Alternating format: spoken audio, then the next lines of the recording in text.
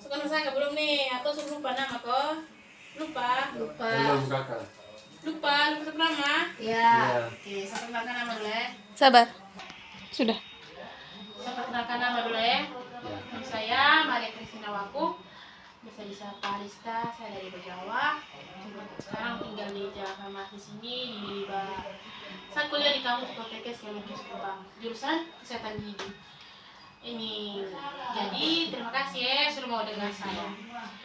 Tujuan dari saya datang ke sini dari saya punya kampus saja sudah bilang kampus kesehatan gigi. Berarti saya di sini akan melakukan penyuluhan kepada teman-teman tentang kesehatan gigi. Salah satunya di sini saya ada bawa materi tentang gingivitis atau radang gusi. Ini kira-kira ada yang sudah pernah alami radang gusi kok? Ada adik ya teman-teman? Belum kakak. Kalau pas gigi bengkak gitu pernah kok gusi yang bengkak begitu pernah kok? Pernah kakak. Oh itu tuh penyebabnya kenapa teman-teman? Ada gigi sakit. Gigi berlubang kok? Iya sakit sekali kakak. Itu sudah menjadi salah satu namanya radang gusi. Ya. Oke, di sini ada brosur tentang gingivitis. Jadi saya akan bagi ke teman-teman supaya teman-teman pegang. Saya akan menjelaskan kepada teman-teman ya. Iya. Satu, kakaknya juga satu. Kita lihat dari pertama ya, ada tentang gingivitis. Pengertian dari gingivitis adalah peradangan pada gusi yang menunjukkan adanya tanda-tanda penyakit atau kelainan pada gusi. Nah, dia bilang di situ ada penyakit atau tanda-tanda pada kelainan pada gusi. Kalau kita gusi normal kan warna pink atau kayak rata sedang gigi toh, tidak terlalu bengkak. Nah, dia bilang di sini kelainan, berarti dia kita gusi itu ada yang membengkak begitu. Itu namanya kelainan atau radang gusi.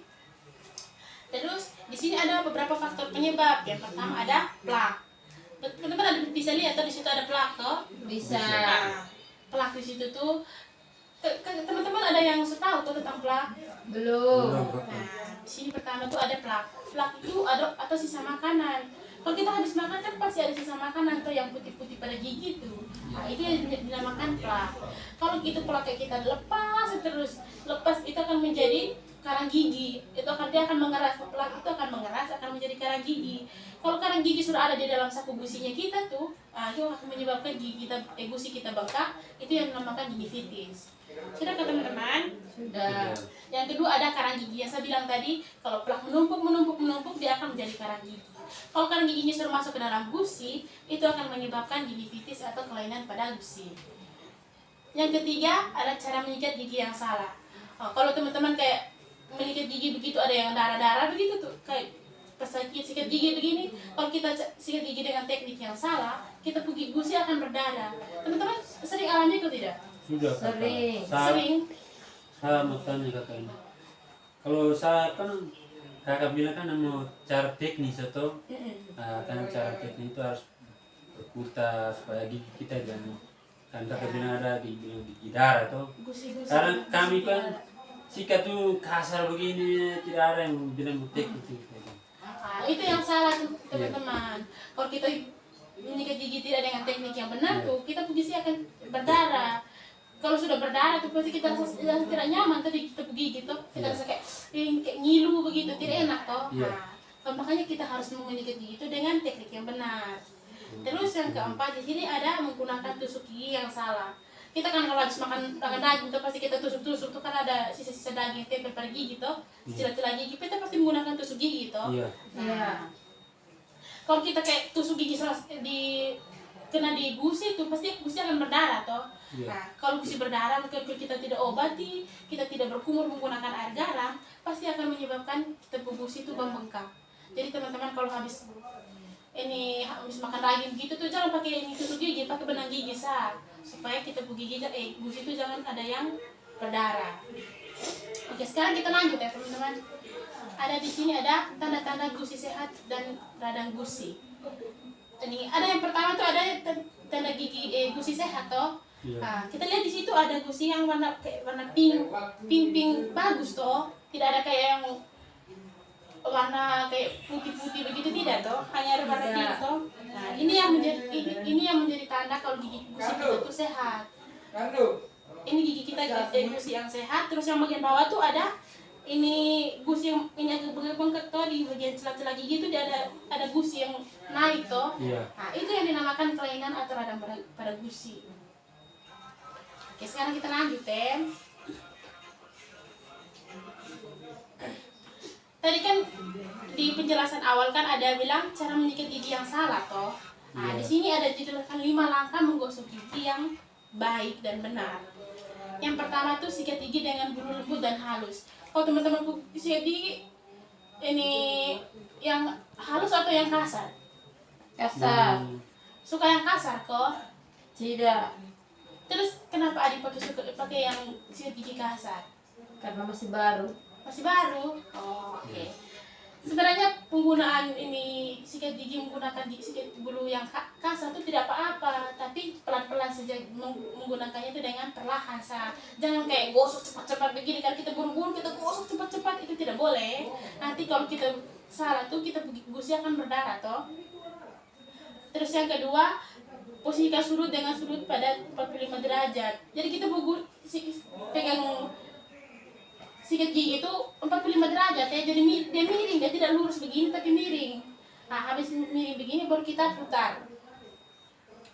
Dia bilang menyikat gigi dengan teknik bas dan roll, berarti memutar toh, roll itu memutar pada gigi ini. Oke. Terus yang keempat, bersihkan permukaan dalam barisan gigi atas dan bawah secara bergantian dan berulang. Kita menyikat gigi harus berulang ya. Kenapa kok kita tahu? Kalau kita 5 langkah menggosok gigi sudah toh. Sekarang kita lanjut ya.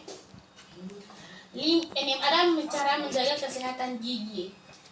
Ada cara menjaga kesehatan gigi itu ada 5. Ada yang pertama, makanan-makanan yang bergizi. Teman-teman sudah tahu toh pasti makanan-makanan bergizi itu seperti apa toh?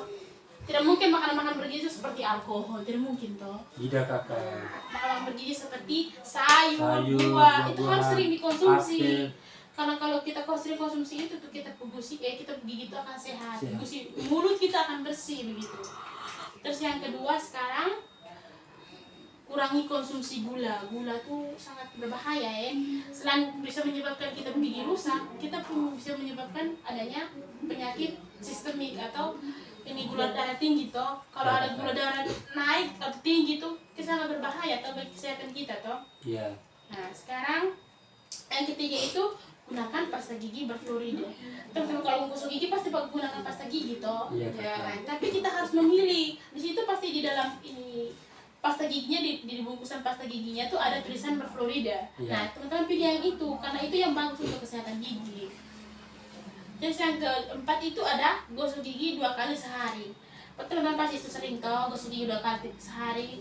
Jadi mungkin teman-teman ke anak TK nih masih lupa mau gosok gigi nih, malam-malam nih habis makan langsung tidur tidak mungkin tergosok gigi toh. Iya betul. Nah, jadi kita harus menggosok gigi 2 kali sehari, pagi setelah makan dan malam sebelum tidur. Itu sudah menjadi kewajibannya kita supaya kita gigi tetap sehat dan bersih. Yang kelima itu ada pergi ke dokter gigi secara teratur. Kalau teman-teman kayak rasa kayak sapu gigi sehat-sehat sama lu periksa, itu tidak boleh. Sebenarnya tuh 6 bulan sekali kita sebagai orang dewasa kayak sudah dewasa seperti kita nih, harus 6 bulan sekali tuh harus pergi ke dokter gigi untuk memeriksakan kesehatan gigi kita. Karena ini apa yang kita lihat kayak seperti gigi kita kayak ini sapu gigi masih bagus Iya. tapi kalau kita lihat gigi ini sapu gigi ini kayak hitam-hitam kecil saja. Kenapa ya?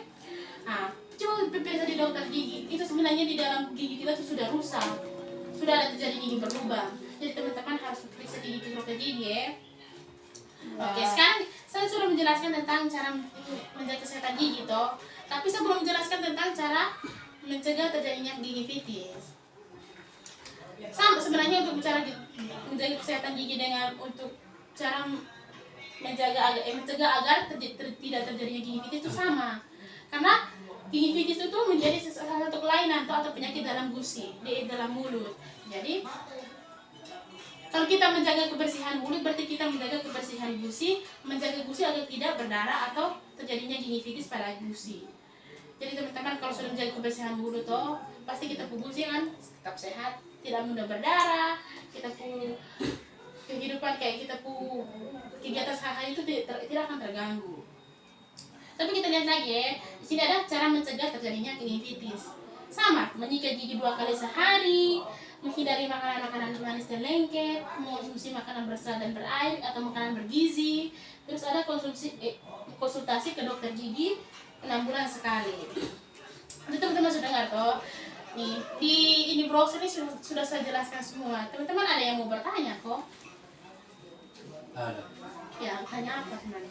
Di kakak bilang tadi yang penggunaan tusuk gigi yang salah toh. Iya, kenapa? Kadang kita nih pakai lidi toh, kadang kita tusuk kan sisa makanan atau kalau macam rendang macam kan daging tuh, kan tusuk nih kan tusuk di kita punya ini apa ini kak? Di bagian sela-sela gigi Selagi itu kan tusuk ini kan keluar darah. Ah, Nah, penyebab itu bagaimana kak? itu penyebabnya itu kan kita tusuk gigi tadi itu.